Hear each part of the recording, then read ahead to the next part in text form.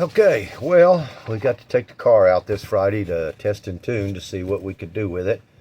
And, I mean, the car it held together. We got it back home, pulled itself back up on the trailer. No oil leaks, no transmission fluid leaks, no radiator leaks. Car was getting a little warm though, but it was running kind of lean. So we'll kind of show you, give you a recap of what happened.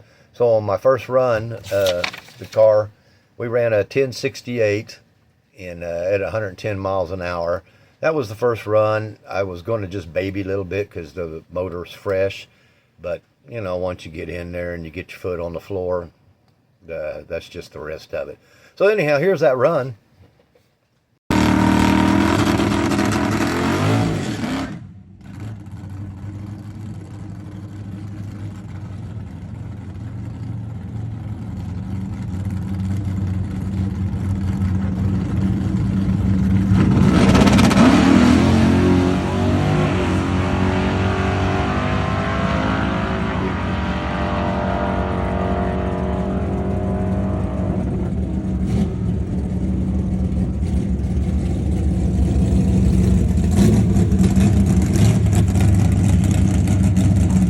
Okay, all right. Now we found out that we kind of figured we was having trouble with the grid, that new grid that we put in there. It was really acting squirrely with the trans brake, the rev limiter part on the trans brake. So we ended up,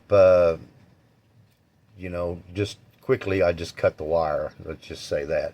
And so I didn't have a rev limiter on the trans brake.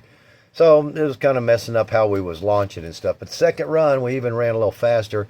We ran a 1054 at 128 miles an hour. So it picked up just a little. It picked up a little bit, and this is making no changes in the car. Just me trying to get comfortable in the seat. So here's that run.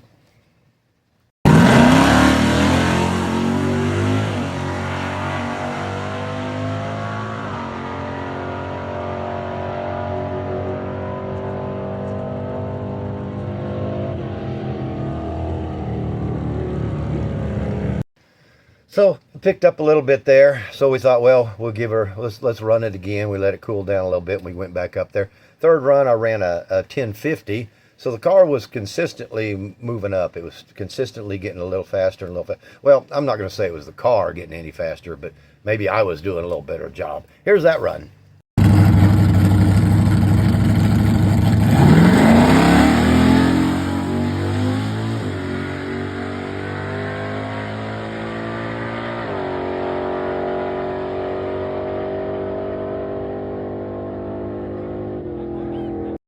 Okay, so as I said, we was having issues with the trans brake. So on the fourth run, I decided, you know what, I'm gonna try to leave a little bit, just a little bit harder, and make sure I hit my shifts. We were shifting at this run here. I started shifting before I was shifting at 7. This one I decided I would shift at 75, just to see, if the car liked it. So that was the fourth run, and it ended up running a 1045 at 129. So we picked up even more, and here's that run here.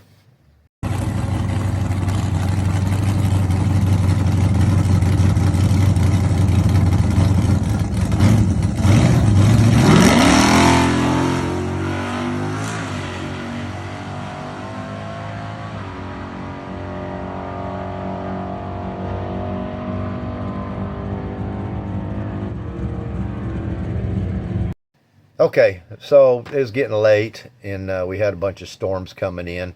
And by the way, the next day I had a flood, and the garage flooded, and it was just a big nightmare mess. But so we decided we'd make one more. I just wanted to make one more run. It was getting a little bit dark and a little cooler outside.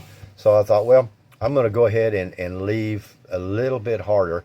And I think I left around 4,500 or something on that run. The car was pulling pretty hard when we left. Matter of fact, the run before that, it pulled so hard that I guess the Lexan window moving in and out, it knocked my tack out of its bracket as I was going down the track. But the last run of the night, we ended up running a 1044 at 129. And if you look at the reaction time on that one, my reaction time was a 0.07. So here's that run. I've got two views of it from the back and from the front. So let me show you those real quick.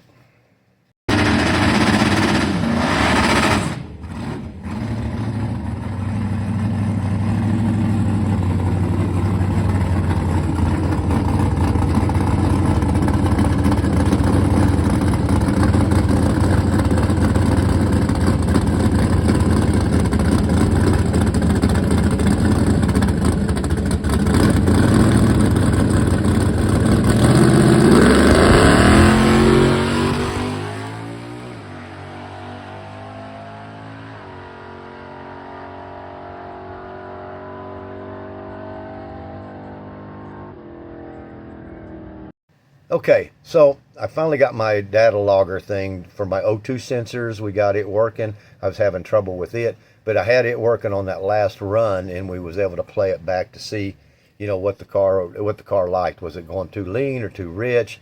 We kind of figured it was going a little lean because it was running warm, and sure enough, it was running way too lean. So what we're going to do is we're going to, but I wasn't unhappy with a 1044 at 129.